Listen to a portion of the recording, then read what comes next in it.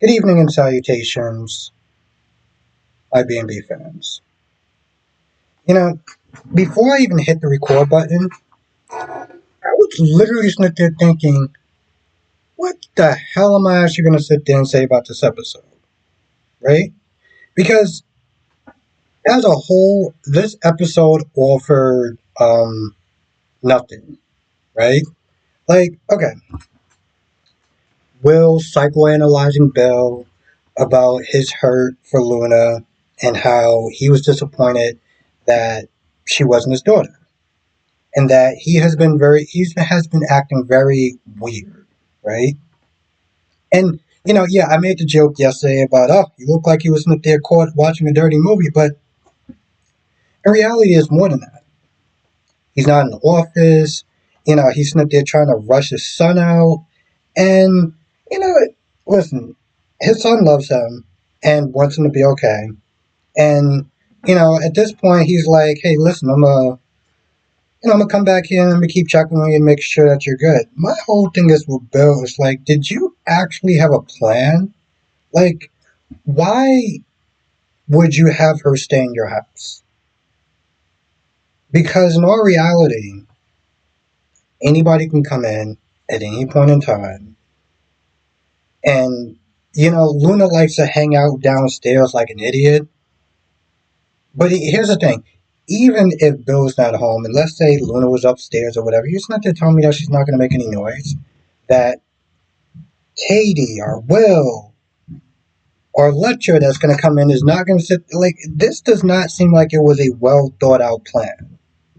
It really doesn't. And with his resources and everything like that, you would think, okay, you know what? Having her here is not a viable option. But I'm rich, so I could just sit there and store her in a safe house or something like that. No, we're going to keep her here. This is going to make a lot of sense. Okay, sure. And no one's going to know about it. Yeah, I don't see that plan working out too well. Now, you have Lee that decided to just go backwards with her sister because at one point it seemed like, you know what, listen, she's been through a lot. I want to really sit there and help her out. Today, she sat there ordering her to come to her office like she's a goddamn principal at this point. Don't keep me waiting. Yeah, Lee, with that type of attitude, you are going to be single for the rest of your natural life. But okay, sure. So, Poppy comes over. Lee starts with her usual lecture BS. And, the thing is, here's the thing. Even if she has some sort of merit, to some extent, her delivery sucks, right? It's not so much what you say, but how you say it.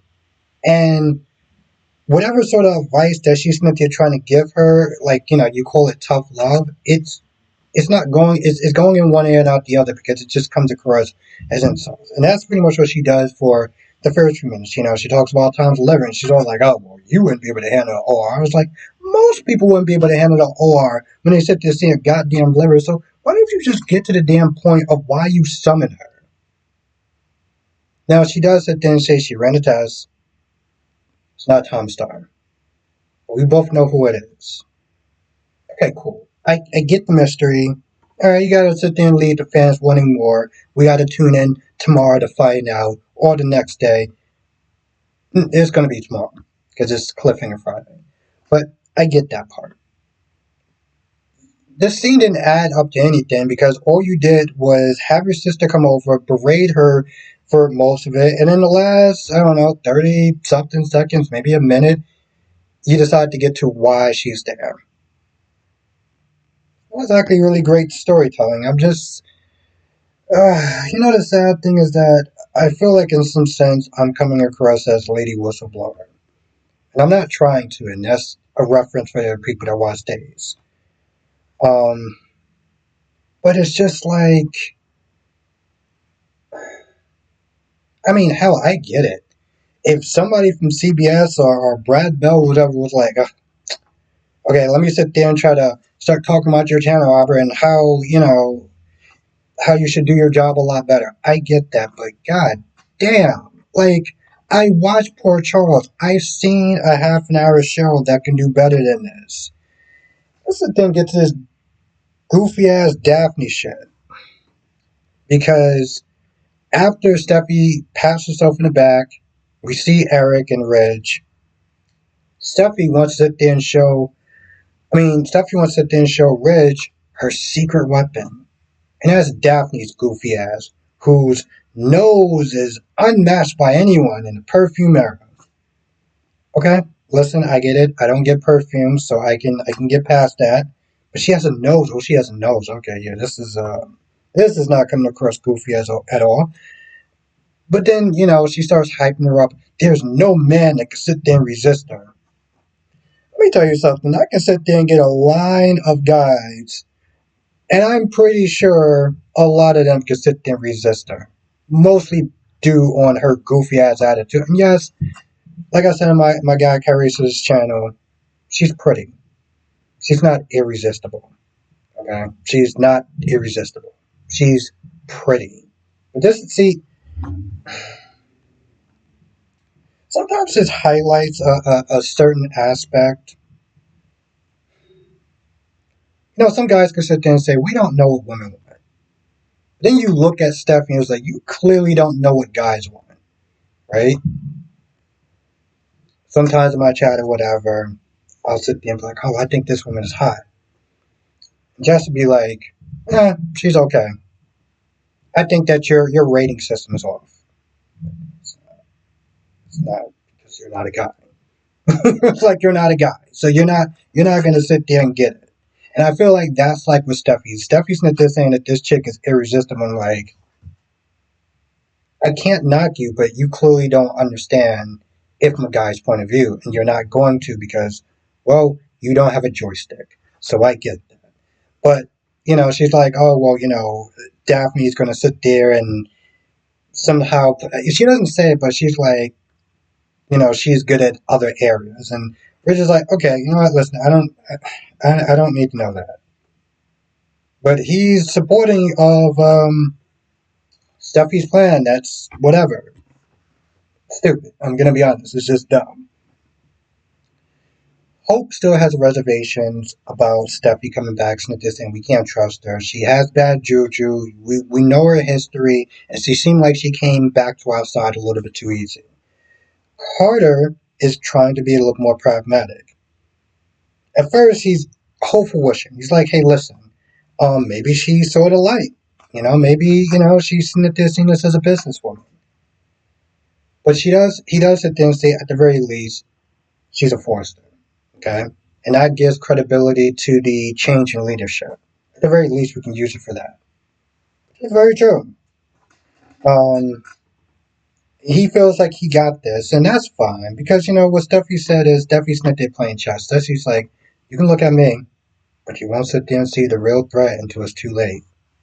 And they start doing that, I love you, I love you. Okay, yeah, I get it. That's cool. I don't know what to say about this show, right? Because I don't like to be a Debbie Downer. I really don't. I can be a dick, but I don't like to be a Debbie Downer. We're going into a new year. Okay? We have the gays coming out the 24th. We'll have 5 soap operas. I want it to be 5 soap operas. The thing is, I don't want to sit there and crap on this show. I want to sit there and say, well, you know what? It was good. It was funny. It was interesting. It was something. I don't want to sit there and say, like Ron always says, it's rinse and repeat. But when you have Will having the same damn conversation for 2 days, and then Luna comes downstairs, and it almost seems like, again, this same damn conversation, we know that it's leading to something, right? Now, I will sit there and say again, like Harry's, that it will be interesting if it was Finn that was the daddy, right? Because technically they're not blood. Yes, we can sit there and say it's gross because it is, but we can't sit there and say one of nothing. I mean, I don't want to spoil it for people who didn't watch the preview, so we'll sit there and talk about it tomorrow on my live stream. I feel like I can't. I feel like I could do a live stream tonight, but because I have to wake up so early, that my mind is going to be sitting there thinking about what time I have to leave, what time I have to go to bed and stuff. And Friday, I have more time to do the live stream. And although I have to wake up almost as early, I don't have anything to do that particular day that's pressing, that I can kind of just sleep after work. So I feel like tomorrow will probably be a little bit more better for my live stream than today. So most likely I'm probably not going to do a live stream tonight. But just check out my my community tab just to be sure.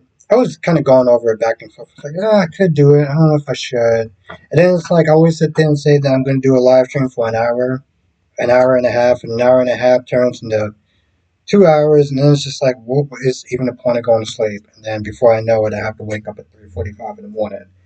So that does suck. I still want to do it at least 4 days a week, minus the two memberships. So I don't know. I gotta work on it. Maybe I can sit there and try to do it on Mondays. That's why I have to take off Mondays, and I can actually take off on Thursdays. I don't know. I have to work it out. But anyway, also I do feel kind of guilty for not doing the live stream because I want to do it, and everyone has a good time. But at the same time, it's like I feel it when I wake up the next morning.